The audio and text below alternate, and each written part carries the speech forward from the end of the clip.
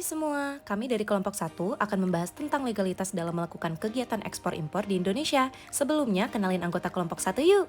Saya Feren Kalesania dengan NPM 2041097. Perkenalkan, nama saya Yevi, NPM 2041046. Perkenalkan, nama saya James Valentino, NPM 2041342. Nama saya Fadila Amalda dengan NPM 2041374. Saya Sumbun dengan NPM 2411341. Saya Tasya Gibiaspia dengan NPM 2041094. Saya Ju Happy Jonas dengan NPM 2041078. Selanjutnya kami akan mempresentasikan tentang prosedur dan legalitas ekspor dan impor. Ekspor merupakan kegiatan menjual produk dari dalam negeri ke luar negeri dengan salah satu tujuan untuk menumbuhkan industri di dalam negeri. Sebaliknya, impor merupakan kegiatan membeli produk dari luar negeri untuk dipasarkan kembali di dalam negeri. Untuk melakukan kegiatan ekspor, pihak yang melakukan ekspor wajib memenuhi kriteria tertentu. Yang pertama, harus berbadan hukum, misalnya CV, firma, PT, dan lain-lain. Kemudian eksportir wajib memiliki NPWP, serta memiliki salah satu izin yang dikeluarkan oleh pemerintah, seperti surat izin usaha perdagangan, surat izin industri, maupun izin usaha penanaman modal dalam negeri.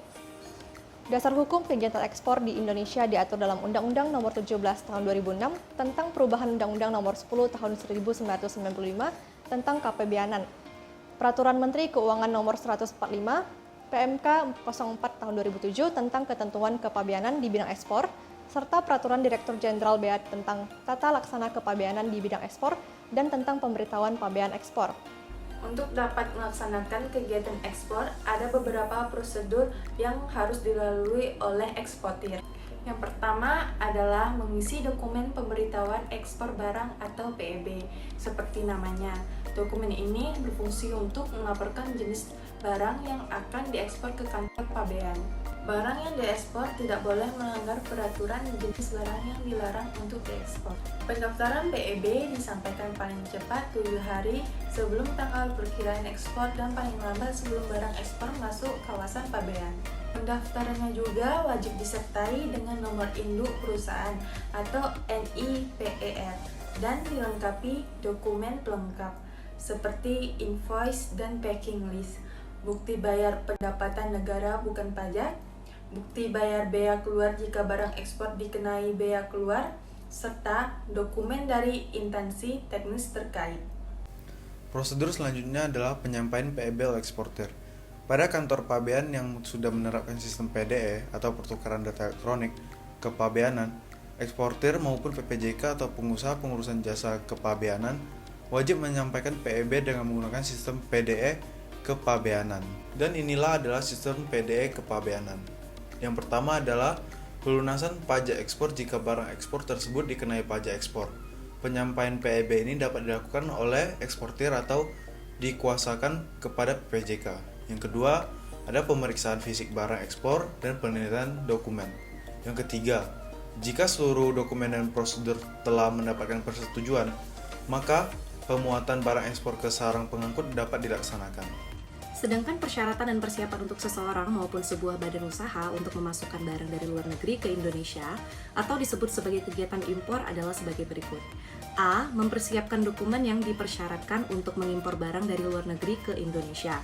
Perlu menyiapkan beberapa dokumen persyaratan yang telah ditentukan oleh Kementerian Perdagangan Republik Indonesia.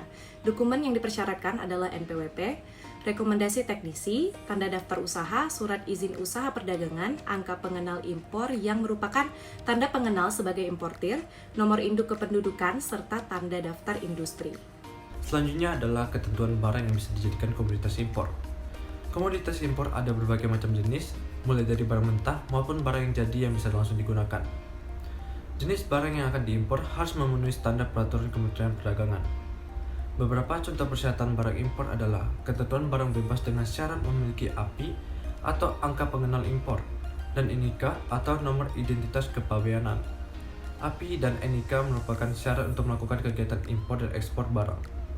Para pelaku bisnis atau perusahaan harus memiliki API dan NIK jika ingin melakukan kegiatan atau pemasaran internasional. Sebelum mendapatkan NIK, perusahaan harus terlebih dahulu mendapatkan API di Dirjen Bea dan Cukai. Kemudian barang yang diatur seperti nomor pengenal importir khusus, kemudian standar nasional Indonesia, dan persyaratan lainnya.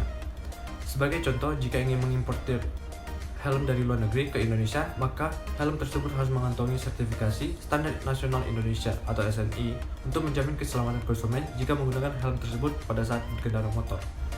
Lebih lanjut, untuk mengurus proses perizinan impor dapat dilakukan secara online melalui sistem Inatrade yang dapat diakses melalui inatrade.kemendak.go.id ataupun bisa langsung ke unit pelayanan pedagang UPP dengan membawa berkas dan persyaratan yang diperlukan. Kemudian nanti petugas UPP atau unit pelayanan publik akan memberikan izin impor apabila proses pengajuan sudah berhasil dilakukan dan diterima. Setelah semua persyaratan dan izin impor dipenuhi, importir dapat melakukan prosedur impor untuk mengirim barang ke dalam negeri sebagai berikut.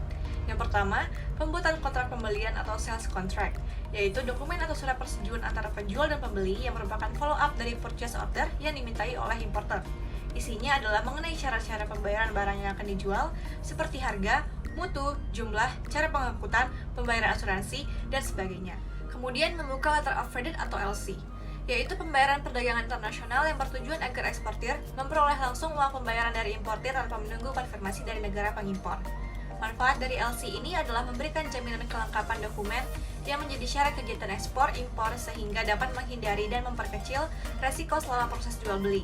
Tentu saja lebih memberikan rasa aman serta kepastian dan dapat membuka peluang importir dan eksportir mendapatkan kredit dari bank. Selanjutnya ada shipping dokumen. Shipping dokumen merupakan dokumen pendukung vessel dalam dan luar negeri yang memuat bill of lading atau BL kelautan, sertifikat asuransi pelayaran, dan faktur penjualan. Selain itu, dokumen tersebut juga dilampiri dengan dokumen yang diperjanjikan antara pembeli dan penjual, serta dokumen lain yang dipersyaratkan kepada negara tujuan, misalnya faktur konsuler, sertifikat analisis, sertifikat pemeriksaan, berat muatan, sertifikat keaslian barang, penerimaan pabean, dokumen resip, dan sertifikat asuransi risiko barang. Yang keempat, melakukan penyelesaian tagihan melalui bank mitra. Yang kelima, proses penyerahan bill of lading atau BL yang berfungsi sebagai bukti kepemilikan dari suatu barang dan juga sebagai bukti dari perjanjian pengangkutan barang melalui jalur laut. Yang keenam, penyelesaian pabean atau bea masuk atau keluar. Yang ketujuh, menyelesaikan vessel pada tempo yang sudah ditentukan.